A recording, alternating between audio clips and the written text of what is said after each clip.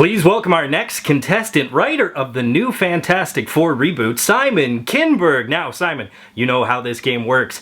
The little climber will go up higher and higher, corresponding with how much of the movie-going public's time you've wasted with your previous screenplays. Our first movie of yours is that classic Triple X2.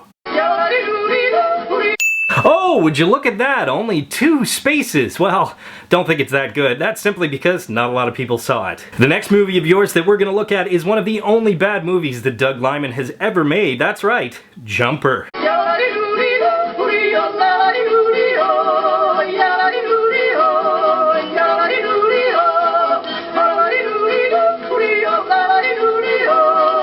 You are still alive with only 1 movie left to go, but ooh, it's a doozy. It is that not so classic X-Men 3: The Last Stand.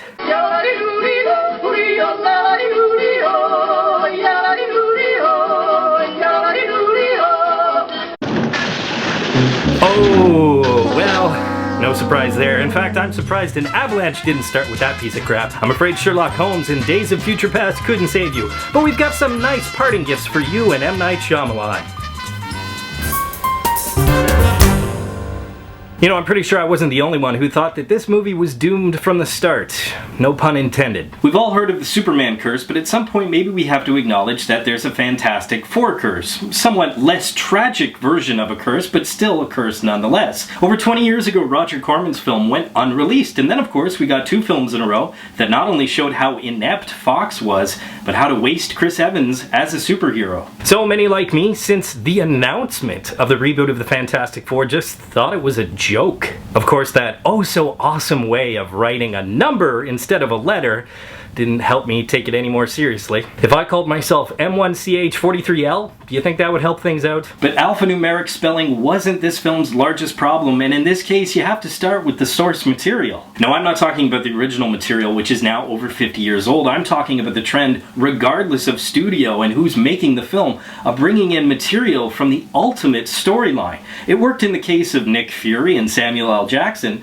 but ultimately, no pun intended, there really isn't any other strong example of it working. Just think about this, because of the ultimate material, we got a relatively boring Hawkeye, that lackluster version of Ant-Man, and worst of all, Topher Grace's Venom. Just be thankful we didn't get the ultimate version of Quicksilver and Scarlet Witch.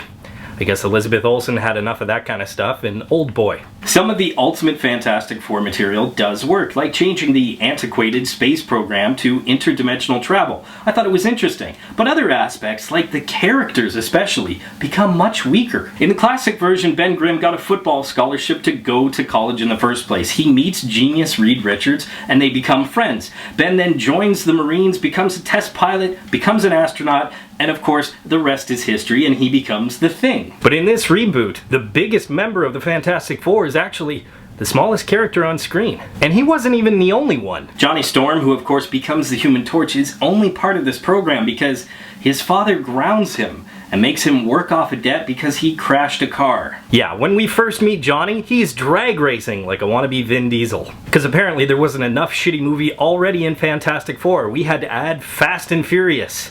That's like 4 Fs. And F me, because Ben and Johnny weren't the only throwaway characters. Kate Mara as the Invisible Woman was just that. She only got her powers by proxy, by osmosis. She didn't go on the mission either. So right off the bat, 3 out of 4 of the Fantastic Four aren't that fantastic. They didn't deserve to be there. And even a classic character like Dr. Doom couldn't have been worse. Yeah. Worse than this guy. The ultimate Dr. Doom is basically a computer nerd. He's a petulant child, a millennial with an overinflated sense of entitlement, which a public school teacher in his 30s can certainly hate, but it really does not scream supervillain. And even Toby Kebbell couldn't make that work. This film absolutely wasted the talents of this young cast, and in a film called The Fantastic Four, 3 out of the titled 4 really don't get any chance to do anything with their character. Except one. Miles Teller's career is justifiably taking off, but I can't help but feel that he took this film merely to get more mainstream exposure. Just remember, kids, there are bad kinds of exposure. But I really enjoyed Teller's performance. Reed was the one character that I got. I cheered for him. I felt for him. I wanted him to be the leader of the team, and while I would have loved Teller to lead the film in a better direction, he did the best he could, which was pretty good. So, Miles Teller's Fantastic Fours for the win. It seems that this film was just made for the wrong reasons, and I'm not merely talking about the fact that Fox is scrambling to hold on to the rights to the characters. They were trying new things for the sake of trying new things. But realistically, they haven't got the old version right yet, so why bother trying something new? One thing that I found interesting but ultimately unsuccessful was that the heroes actually felt pain because of their powers. The Thing mentioned he's in pain all the time, and you can actually see it on Mr. Fantastic's face. But then I thought about it. Wouldn't Johnny just be screaming in agony because he's always on fire? And what exactly does Sue feel? Insignificant? And therein lies the key word. It's not fantastic, it's insignificant. And while the other half of the title, 4, is an important number, here's another one for you. 0. As in, this film has 0 heart, 0 soul, and the audience should have 0 interest in seeing it. It's not the worst comic book film I've ever seen, but it is certainly the most uninspired and dull. Like the Human Torch, it is a burn it. By the way, that brings up another interesting point. For all of you who were complaining that Johnny was black, he's called the Human Torch, not the Caucasian Torch. Get over it. Poll question, what film did you feel was just uninspired? As always, leave your answers in the comment section below. Be sure to subscribe to Real School, follow me on Twitter, and of course, if you get anything out of Real School, you can always give a little back. Just click the link, and you can become a Real School patron. But until next time, school's out.